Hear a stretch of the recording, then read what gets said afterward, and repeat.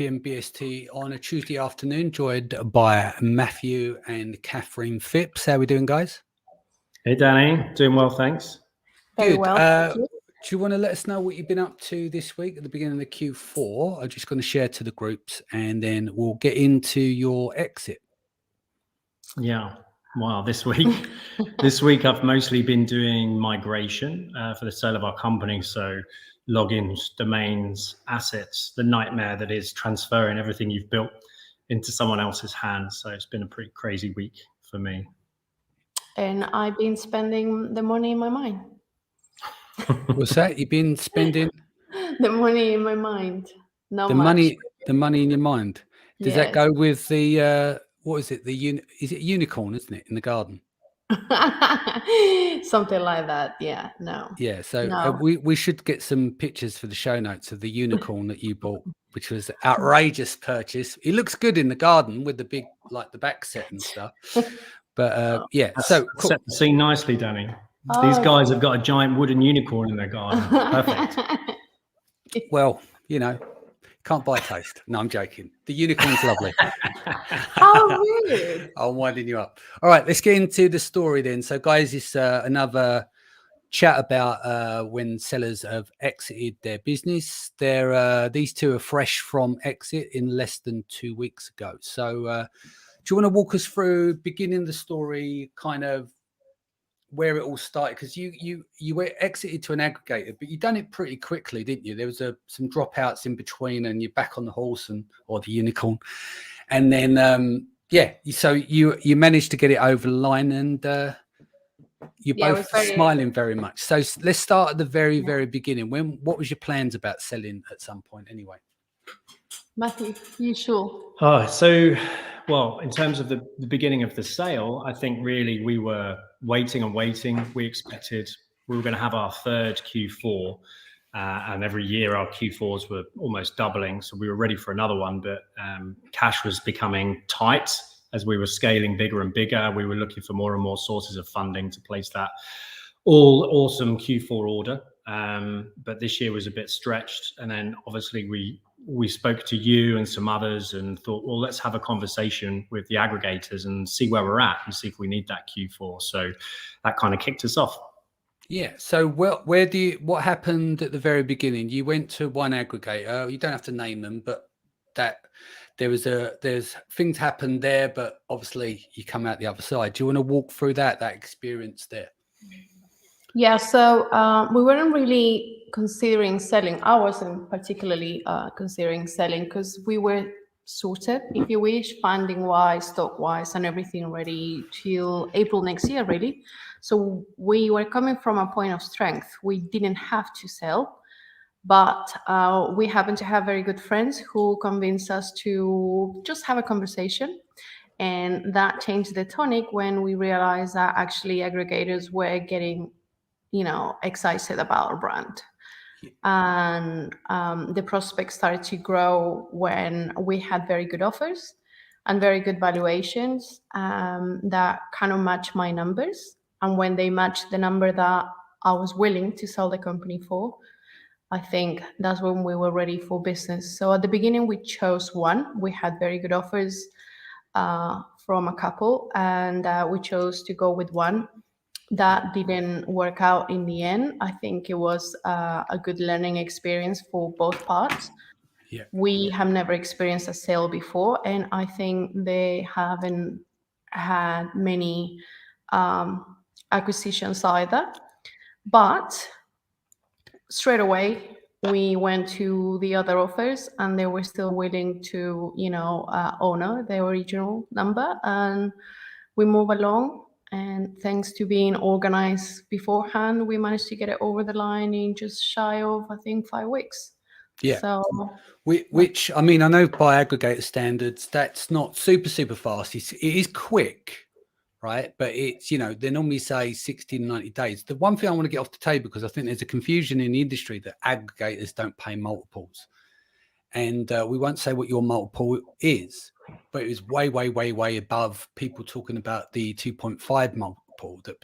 And so it's kind of, there seems to be not a stigma. It's like, well, the aggregators don't, but they do. But they're not going to run around and go, hey, we'll give you XXX, because their job is to buy it as cheap as possible on the back end for themselves. Their job isn't to like, oh yeah, it's not a schoolyard where you're handing out sweeties. Their job is to negotiate the best deal possible. And it's your job to negotiate the best deal possible, which you really did. But what was interesting, you didn't use a broker or anything. You've done it all yourself, right? You said you got no experience in doing this. I know you. Do you want to tell the quick story again? I know you mentioned it on the podcast before of how you managed to get a few $100,000 out of your suppliers by flying over there and pretending Matt was the boss and played that kind of role. Play the culture. It wasn't hard to pretend, let's be honest, Danny. Okay, I'm going to leave that one pass, and we're going to move on to me going to China Magic, when I think it's actually when we met. That's when I came clean with my suppliers. Prior to that, I have to say, we started this with this particular brand at the end of 2018, was it? So by the time we went to China in 2019, we didn't really have a long track behind us to come from a place of strength to the supplier to say you're going to lose millions and millions, because we didn't know. We hadn't even had a full 12 months trailing yet. So we didn't really know. We could just go by what the competition had done before. So I had to embrace the culture and just say, hey, listen, I'm a woman, I'm here negotiating, but how about we become, we make these things huge. And I learned at the time, that was the time when we finally realized that Amazon is not a business that you can run on your own. And what I mean on your own is not something that you can do solo. You need to find someone that speaks to you, whether it be a training, a mentor, a course, people in the industry you respect that kind of align with what you believe in and the kind of business you want to build, and stick to that. And we were fortunate enough to join a network, the Titan Network at the time, as members. And it was Leiden, actually, Smithers, who taught me how to negotiate to suppliers to bring them on board with a VAP supplier agreement. And I basically just I asked them, I said, listen, this is the scenario, how much you and I are going to make if you don't give me the terms, and this is the really great scenario if you do. And they agreed. So that was the first Q4 sorted, which was a huge surprise, because I literally thought they were going to go, I don't think so. But I didn't have any other means to fund my business at that time. I was a British woman living in America. So my business didn't qualify in another country to get any kind of funding. So that was perfect. And that's when the strength of, knowing people in the industry truly showed and allowed us to scale. Yeah. So, yeah. And Matt, you were a military man for a number of years, and then you joined the business full time. Obviously, you're working on it with Kata. When did that occur for you? When did that kind of make sense? Yeah, so we kicked everything off in 2018. I was listening to podcasts to and from work, looking for my next move at the end of my military career, and came home and pitched Amazon FBA to Kata as an idea. And then for 2 years, I worked on it in my evenings when I got home. Having Kata there as well, we could divvy up the work, and that helped a lot working as a team. But I could come home and work on the Amazon side of things, on some of the creative and the listings and what have you.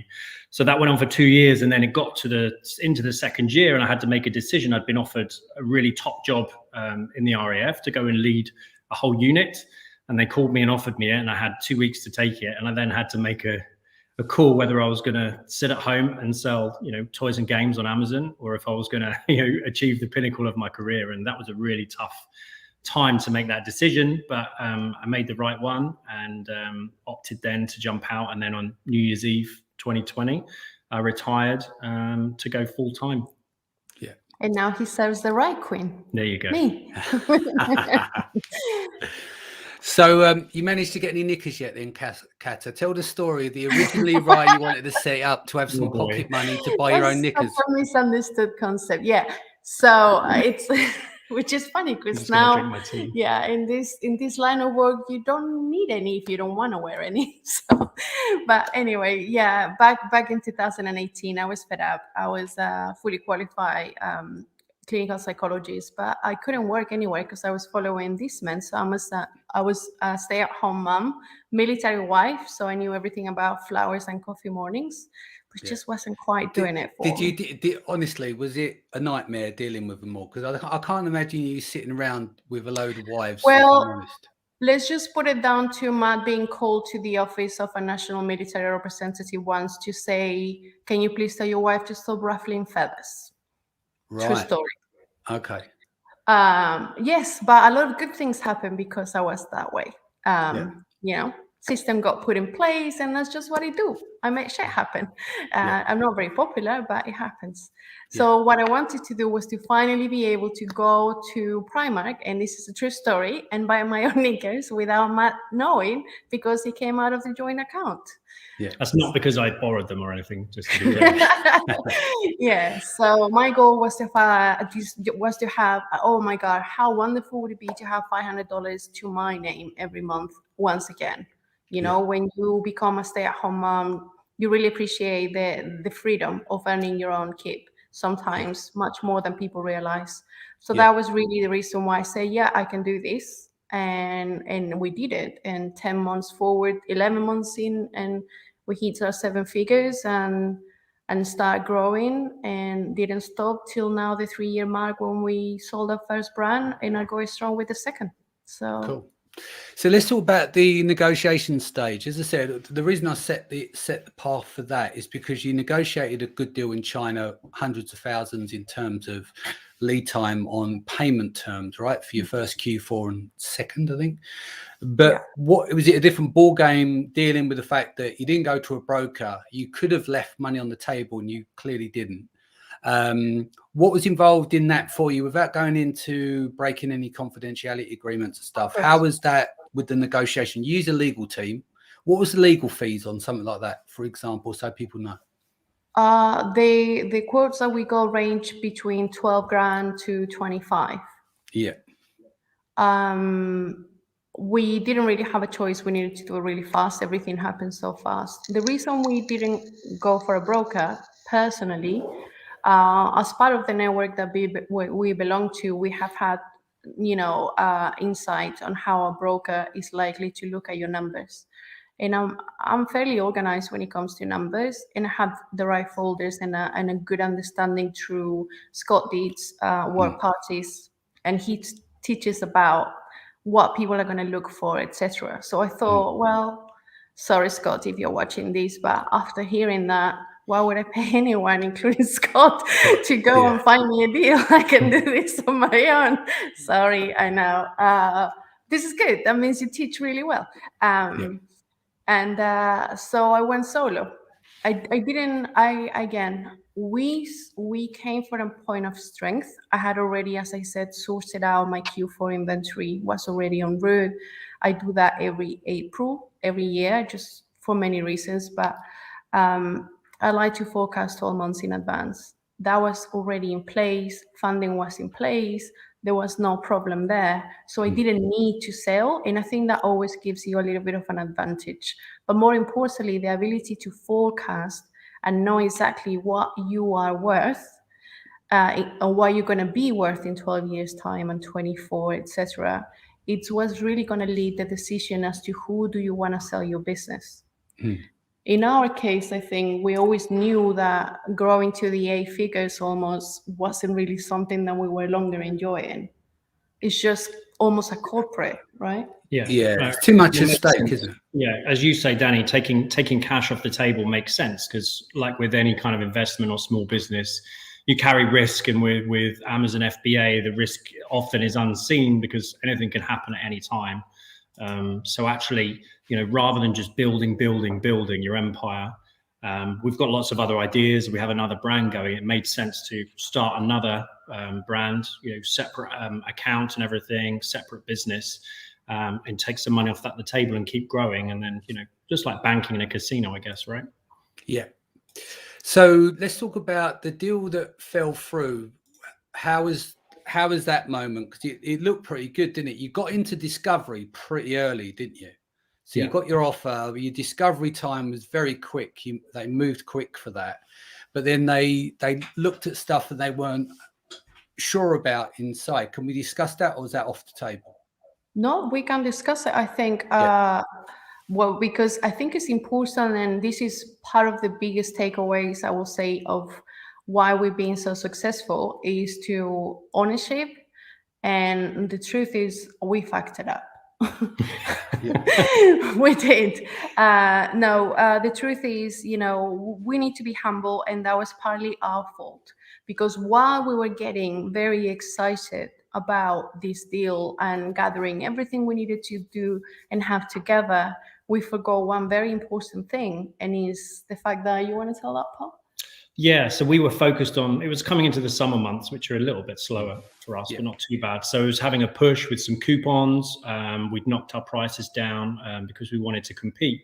And I'd taken my eye off the margins, really. So our margins dipped by a few percent. And that few percent over the course of 2-3 months was enough to spook the first buyer. So really the lesson from that is, profitability is super important when you're trying to sell your business, and obviously probably the most attractive thing to your buyers. And that gave the perception of perhaps it was trending down, when in fact we know it wasn't. We put the prices back up, and sales have caught up straight away. So it was just a simple mistake, but it put the first buyer off. But we were able to bounce back and kick on from there. Yeah. I mean, it didn't put them off completely. It was just they wanted a longer time to prove. They wanted to wait. They wanted you to go through Q4, didn't they? Yeah. And I thought, why would I do that? I know this is clearly a lack of experience, because any person who is familiar with the niche will know that a Q4 can only get better. Therefore, it didn't seem to me like, it was going to be the right fit to also attain the growth that I wanted the aggregator to reach potentially within the next 24 months, because we negotiated excellent terms. Even though we don't count with that money, we don't even think about it. It would be really nice if it does happen. And I'm glad that we went with someone that could see my vision as well, for the future. And that made me feel more confident about the second deal rather than waiting for the first one to feel better about it. Yeah. So with all this going on, you closed a couple of weeks ago. What was the last 72 hours like? Was it kind of crazy? Yeah, it was. I mean, for the few weeks before, Kata did the bulk of the legwork. Lucky for me, she had the side of the business with all the administration and logistics, and the preparation of your logistics trail and admin to hand over a business is immense. Bills of landing for every order needs to match up. The shipping and the order need to match up. So there was a giant spreadsheet which Kata and the team were working on to and from with these guys all the time. So she was working hard on that. I was pretty quiet at that time because that wasn't my side of the business. But really, it was just crazy work, all hands to the pump, and then it just happened, and we were done. Yes. We didn't. We were so tired. We didn't even celebrate it. The champagne would have been flat, I think, if we'd have popped it then. Yeah. So that went into escrow. But when did the cash hit your account? When you dialed into your online banking and to see the zeros, how did that make you feel then? For me, it was. I think it's a sense of relief, really, because it's like, okay, it's ready. The deal's done. It's gonna go to escrow. It's gone to escrow. It's in escrow. It's come out of escrow, and you're like, fine. Have we sold yet? And then when it lands, I think it's just a relief, and you realize you've kind of at that turning point there. So yeah, that was it for me. Yeah, I personally am still trying to wrap my head around having that money there, to be honest.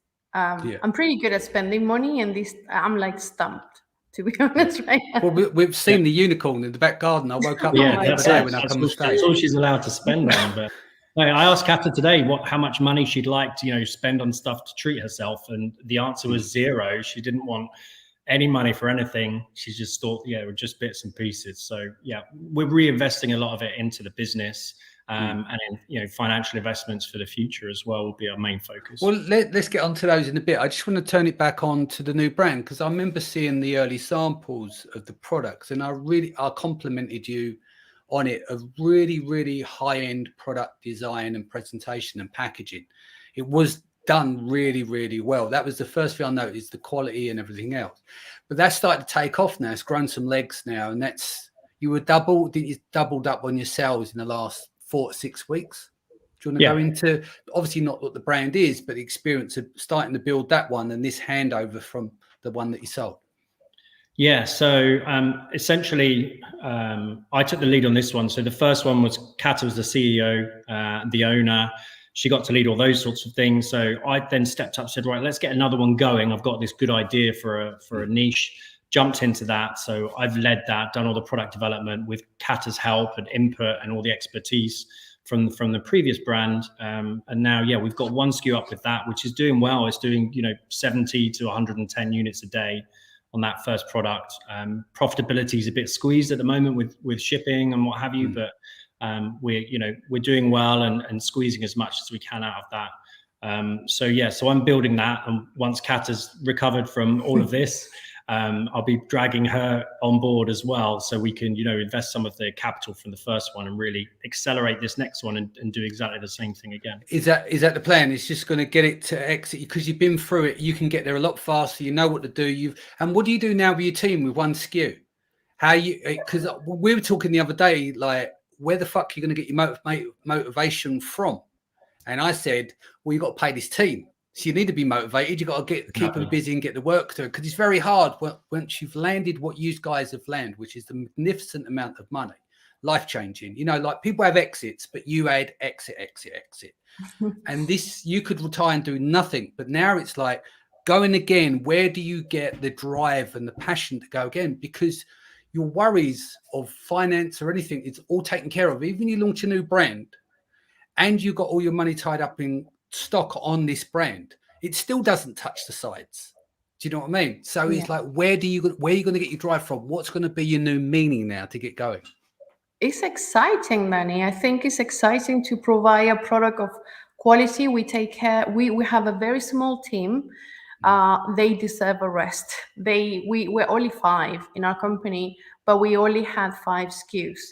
We work very hard on launching $1 million products that are remarkably different, and we take time on product development. Is the longest stage of every single one of our SKUs, which is kind of the opposite of what most people tend to do.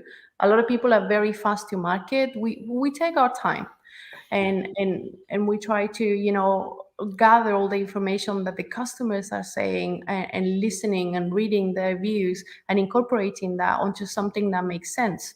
And I like to apply a little bit of psychology as well on that, which is kind of my passion and my trade. And I think you enjoy that a lot as well, and you get super excited about all the feedback and all the pictures that you get every day. So motivation is certainly there. To be able to do something that builds our own family's wealth and experience that also helps other people out in the world is, not to sound cheesy, but it's super rewarding to be able to do something where you can visibly see the results as well. And just on the Kata talking about, the number of SKUs and the quantity of sales, what we do is just pour ourselves into these products such that we could launch a new SKU, put it next to the top seller in that niche, and it's different enough, it's improved enough and desirable enough that we can start taking sales off of anyone with, thousands of reviews straight away, just because they'll see us, like it, and want to take a chance. And that's one of our kind of, jars of secret sauce we have in the cupboard, is that we won't launch Me Too products or even anything that's remotely close to what's out there. We'll push the boundaries of what's acceptable, find out what people want by digging into those reviews, asking people, doing all the market research, and then just putting something out there that straight away is going to attract attention. Yeah. So investments, just have a quick chat. I know that you guys are going to work on that more and more, and it's only been 2 weeks since the ink is dried. But what are your plans there? What kind of portfolios are you looking to build over time? So for me, I want to put a chunk of that money into some higher risk things, but high reward. So I'm working on a crypto bot at the moment in a scheme called The Plan. I'm also looking at some other kind of investment things around betting, and this is all kind of AI kind of assisted sort of stuff. So using bots and computers to really kind of do the work that's been done for years and years on there. And then the rest of the money will be more safely invested, things like ISAs. We've got wealth managers who, were put onto us through a VASC, and we're working with those guys as well to, build some stuff up for the family, for the kids, for the future. Yeah. So there'll be a mixed portfolio, stocks and shares, ISAs, that sort of thing. So outside of the unicorn and a visit to Primark to get some knickers, what have been your most lavish presents to yourself for a job well done? Well, Matt just bought himself a prototype car that he hadn't seen till last Saturday. Well, I have a deposit on a Lotus in Mira is probably the boys' way of saying that. Yeah. Which hopefully will come next year. It's a really nice car, but not like to the extreme sort of over the top. So that will be kind of my reward, which will come next year. I am working on big bonuses to every single one of the members of our company today, which is exciting and excites me. Does that include me? No, you're not hired. I don't have anything. You know what, Danny? We're very fortunate. Before we started Amazon, we already had more than what we needed, and we didn't have a lot. But great gratitude is something that really makes any scenario really worth it. And we have had our health struggles through this Amazon journey. The last 3 years have been really tough for both of us. So we've been running at 50% at any given moment. So we're excited to see now that Amazon really gave us the freedom of money to seek private treatments, to be back on our feet and see what life is like 100%. So yeah. Do you mind talking about the health stuff? Because I think it's very prevalent. There's a lot of people, and I've mentioned it numerous times with me, it's like when you're sitting in front of a computer all day, like there's a lot of people in the Amazon world who sit in front of screens all day, all have different health problems, from mold to Lyme disease to everything. And it's really odd. Like I would say 1 in 10, you hear something like they've got brain fog, they've got something. So are you okay to talk about it? Because like you said, you've done all this operating on around 50% and you have to rest in between. I think it's quite important to know for people that go 100 miles an hour 7 days a week, Yeah, absolutely.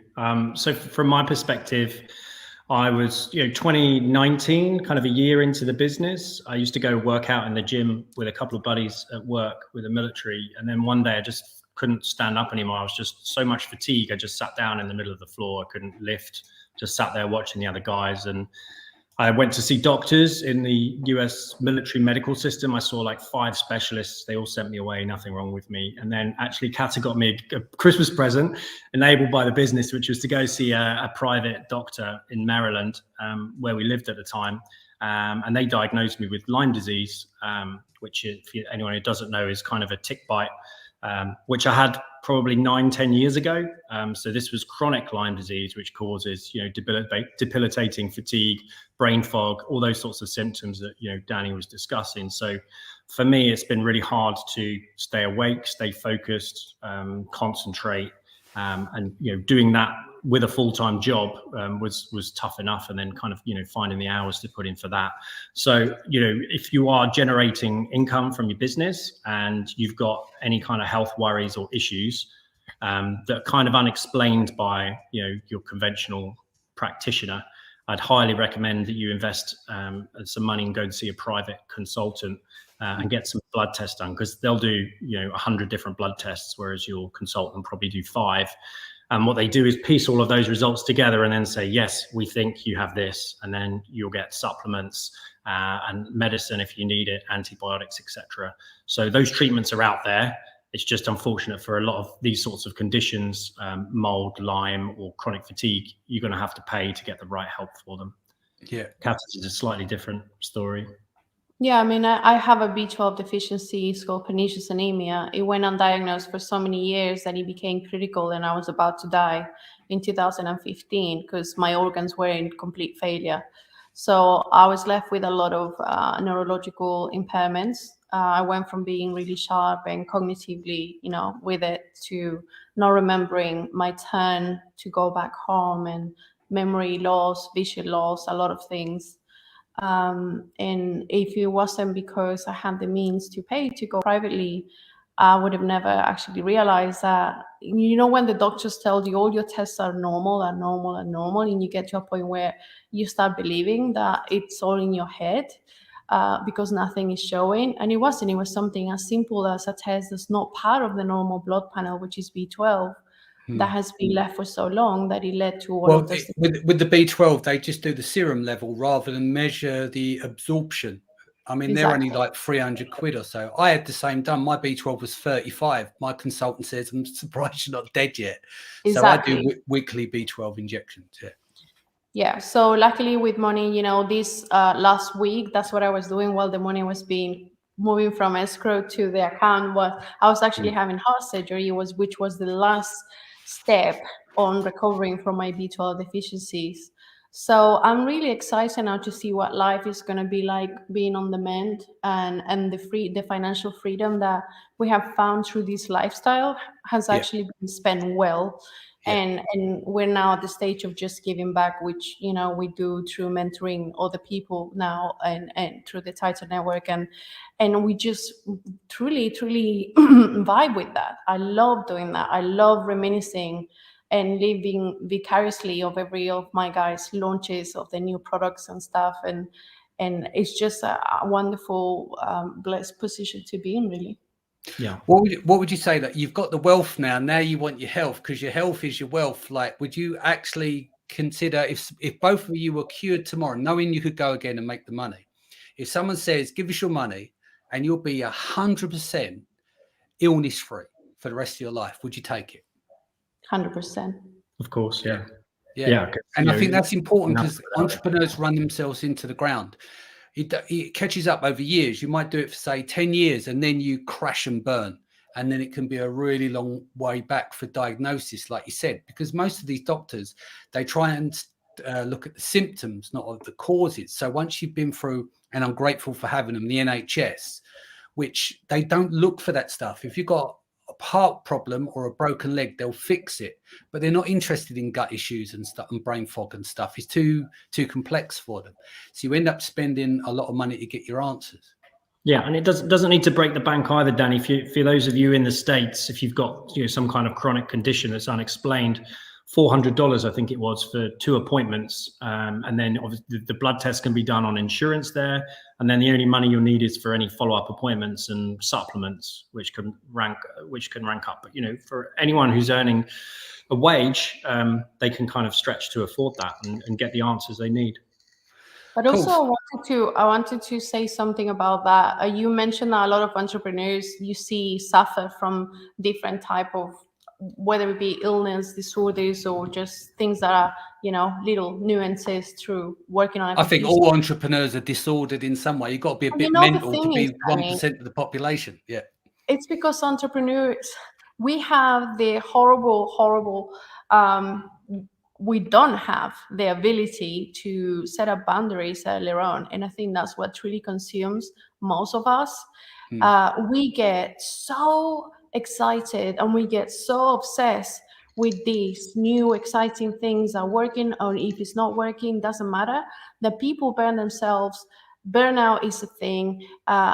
There is no difference between personal space and workspace any longer, because we work from home and we just don't even realize it. And there is almost like a lack of awareness that the first reason we came into this e-commerce world to begin with was because we were seeking freedom from that 9 to 5. Yet we are burning ourselves down on a lifestyle that doesn't allow us to enjoy our families, our friends, or to have any kind of boundaries or organization in our days. And that's something that we really need to reflect upon as well, especially now after COVID, when all the lines were blurred, Yeah, indeed. So what's next then? The brand, what's the plan? You've got one SKU, do you reckon within the next 12 months, you've got half a dozen or so? and looking to exit before the market crashes and the multiples regulate in about 18 months. Yeah, that sounds like a plan, Danny. Absolutely. Yeah. Scale, exit again, and then hopefully do everything a little bit more passively. Focus on health. Yeah, we are excited. I don't think the market's gonna crash. I think there will always be needs. We just need the market will be there, but it will regulate, because the market can't support itself with all of these aggregators in the space with all this money. Someone has to lose. So aggregators will get aggregated in 18 months' time, and then the market will come back to normal numbers. So this is why it's really important. I say to every seller, sell now, because you wait that 18 months, you'll get better multiples now than you will in 18 months, because they won't be able to sustain themselves, because they won't have the deal flow and they won't be able to raise more money. The top guys will. It's everyone else. And if it's then left in the top 10 and 90 of them, not saying they would, but let's just say half or 75% of them get wiped out, then no one's going to be paying the silly money. They're not going to pay over the odds. Do you see what I mean? At some point you get a bubble and the market regulates. So definitely think now is the time. That's why I said, get it done in 18 months and you'll get a similar kind of multiple. Yeah, that is very true. But also, I think if you put systems in place from a very early stage, you can run a business where you don't work in the business, because I wasn't working in the business any longer before the sale. I was checking into Slack.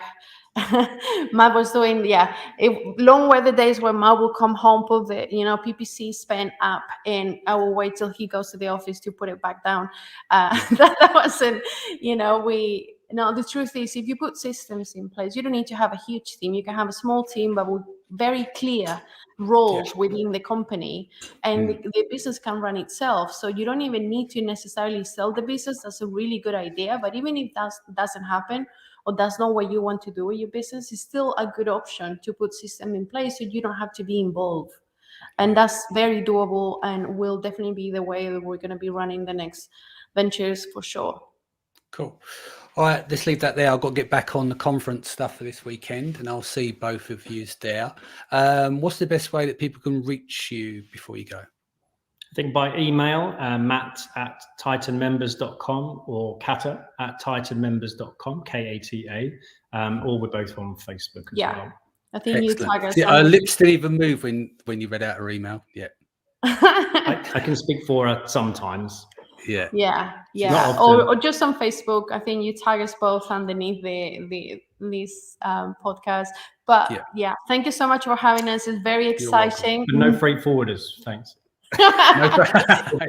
We're okay.